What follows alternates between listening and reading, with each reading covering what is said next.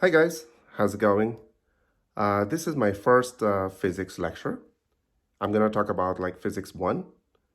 And physics 1 contains kinematics and dynamics of a system.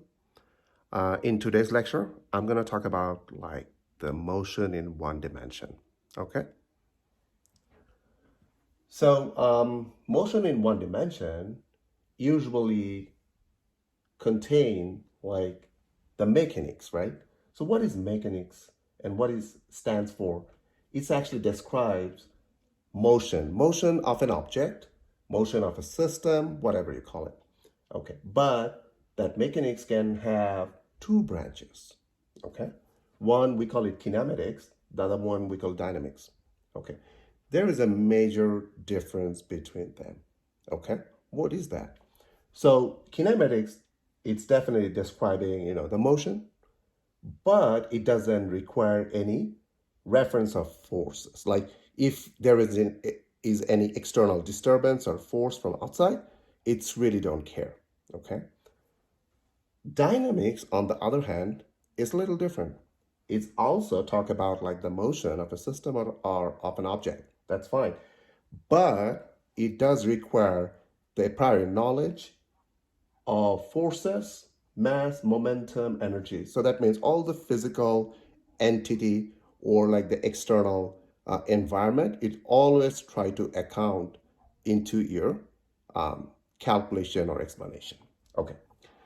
There are two things you need to know before moving to the main content of that chapter, or even like the whole physics contents. Okay. One of the things we call it physical quantities. Okay. So physical quantities means like motion, like the position, like the displacement, like the velocity, all sort of things, like energy. Okay. But it has two branches as well. We call it scalar. The other one is vector. So the scalar quantity, it only contain magnitude. Okay? It has only magnitude. It doesn't do anything like anything with the direction. Okay. But the vector on the other side, it can have both magnitude and direction. Okay. Let's give a quick example. Okay. One of the thing is like the distance. For scalar, the distance usually, you can use a lot of different alphabet like a Y, Z, but most of the time, for simplicity, we use X, if it's in an X direction. So here is a point like A, and you have another point B. So from A to B or between A, B, it's a distance, it's a separation, and that's only magnitude. So we usually use X. Okay, that's fine. But at the same time, if you wanted to use a term called displacement, which is exactly same as distance, but the only difference is it should have a direction with it. Okay. So A and B, the same thing. There is a separation, which is like X, that's fine. But in addition, we try to add a direction from A to B. Okay. And let's consider it to be like positive. So if the distance from A to B and in a certain magnitude, we call it displacement. That's a vector. And if you wanted to write vector in a proper way, usually you use an arrow on top of it. Okay. This is one. Number two, that you need, it's called unit system. So usually it's a dimensional analysis. If you do, it's length, mass, and time. These three parameters you need to find, and you need to put a unit on for each of it, okay? So length, mass, and time. We have three systems. One, we call it MKS. So MKS, for MKS, the length is meter, the mass is kg, kilogram, time is second. Sometimes we call it SI unit system as well. You have CGS. For CGS, the length is centimeter, your mass is gram, and your time is second. Fine. How about the FPS? It's for length is feet, For mass, usually this is lb, but it stands for like a pound, and the time is second. Okay, so 3-unit system, but most of the time, for convenience, we use SI unit system. So everything meter, kg, second. Okay, that's fine. So you have to know the scalar vector in a unit system. We have later chapter where we will discuss in detail. Okay, distance. We're going to talk about two physical property. One is scalar, the other one is vector, but those are extremely important. Okay. First, start with the distance. That's a scalar quantity. Okay. What is that distance? Okay. Let me give you a quick definition. It's actually separation between 2 points. For example, let's define 2 points, A and B, and between them, the separation is x. Okay. And for the sake of arguments, let's consider it as a 10 centimeter. Okay, that's fine. So if you move from A to B, so that means x is AB, which is 10 centimeter, which is positive because it doesn't have any direction, okay? But at the same time, if you move from B to A, that means you are actually traveling back to your origin, like your origin, it's gonna be the same 10 centimeter, okay? Totally fine. But if you consider the round trip, in other words, you move from A to B and then B to A, that means you come back to your origin, what should be your distance? How much or path you cross, okay? It's gonna be 10 centimeter plus 10 centimeter, which is 20 centimeter. In other words, it's actually twice as much the distance you have, like in between A and B, right? It doesn't matter. You change the direction, it doesn't do anything because it's a scalar. It's just the magnitude, okay? It has a counterpart for vector. We call it displacement. Okay, what is that? Displacement, if you see that, it's actually distance with directions, meaning definitely separation between 2 points, but you have to define your direction. Okay, so towards which you're heading to. That's the important thing because it's a vector. Now, take a look at that. The same picture, A and B, the separation is x, but it's a vector. That's why I put a vector, like an arrow on top of it, and I show the direction. So it's moving from A to B. So why is that? Because this is a displacement, okay? And say it doesn't have to be the same thing, but for the sake of argument, consider A to B is a positive direction. Okay, in that case, the displacement should be plus 10 centimeters. Totally fine. You can consider as a negative as well. Okay, so if you consider it to be positive, then A to B, your displacement is plus 10 centimeters. Okay, but what if you move back from B to A?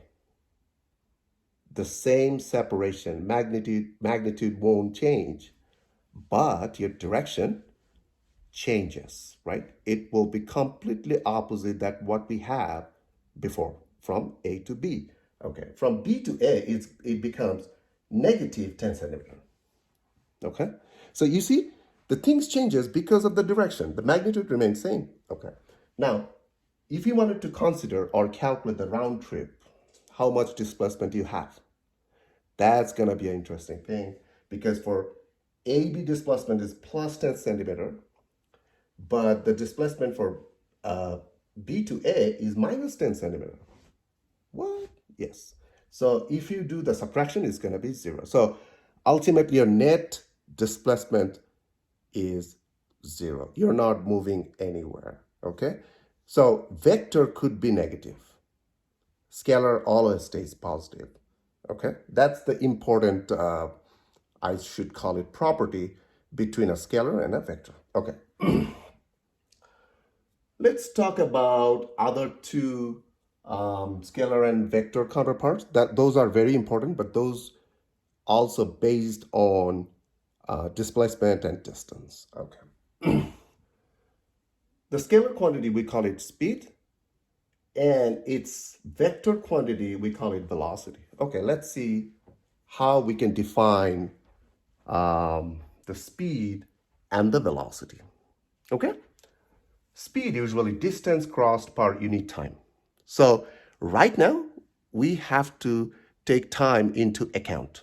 Okay? So the thing is, if you see the speed, distance crossed per unit time, meaning how far you can go at what time, right? Okay. Let's see the same picture, position A, or you can call it point A and B, that's fine. And the separation is delta x. What is that delta x actually? Okay. Delta x, say consider this is the origin at somewhere. Okay, that's just a rudimentary picture. Okay. Now, this is x1, meaning from 0 to that distance is x1, and from 0 to the final point is x2. So you are taking actually the difference between A and B, which is x2 minus x1. Fine. But remember, x1 you reached at t1 time, like initially. And then finally, you reach at B at time t2. Okay. So what's the change in position or distance is x2 minus x1, and with this is the associated time differences is t2 minus t1. So which we can express as delta x over delta t. So remember, when we write delta x, it's at least 2 points. It cannot be 1 point. It's a separation between 2 points. Okay, it can have multiple, but usually at least you have 2 points. So it's a delta x over delta time. So it's actually, you can say how fast, how slow you can move. Okay, qualitatively. And if you think it's a MKS system, we can call it meter per second. Okay. Let's talk about the velocity. Velocity is exactly as speed, fine, but again, very similar to displacement, meaning speed with a direction. That means if you move faster, slower, whatever, that means distance crossed per unit time, but you have to have a direction. Okay? So if you add the direction to the distance, it's going to be displacement. So in other words, this is exactly like displacements over time. Okay. The same thing, I don't want to write down in again, it's exactly like this picture. You have x1, x2. The only difference is I put an arrow on top of it, meaning I wanted to describe it as vector. Okay, both of it, like x1 and x2. So x1 meaning it's moving from A to B direction. So x1, x2, both of them should be from A to B. That's fine. And for the sake of arguments, I consider it to be positive. You can consider it as a negative as well. Like, it's up to you how you set up your origin and direction. But if it's a positive, then x2 minus x1 should be positive x1. Sorry, positive x. At the same token, t2 minus t1, which is a scalar, is not going to be changed anyway. It's going to be delta t. So if you see the velocity in the same cases, it's like delta x arrow divided by delta t. In other words, delta displacement divided by delta t. Okay, so the only difference is the vector and the scalar between speed and velocity. Okay, otherwise, mathematically, they are same. Their unit system is same as well. It's going to be meter per second. But again, since this is a scalar and the other one is vector, the only difference is vector can change its direction from positive to negative, right? It can turn. So turning point, you can have positive or negative. So velocity could be negative, velocity could be positive, but for speed, usually it's a magnitude. It has to be positive. Okay. Thank you guys for watching. You share and subscribe. In next lecture, we're going to continue the velocity and acceleration and also their classification with graphical representation. Thank you so much.